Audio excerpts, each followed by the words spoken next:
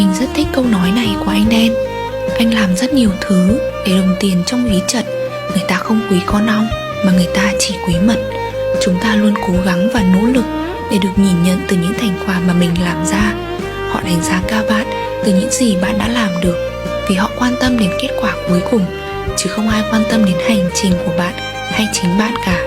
Nhưng đương nhiên, chúng ta không phải cố gắng để cho thiên hạ công nhận và tôn trọng mình. Nếu cố gắng chỉ để chứng minh cho người khác thì đâu còn ý nghĩa gì. Không có con ong thì lấy đâu ra mật. Bản thân chúng ta phải tôn trọng chính mình và công sức của mình trước.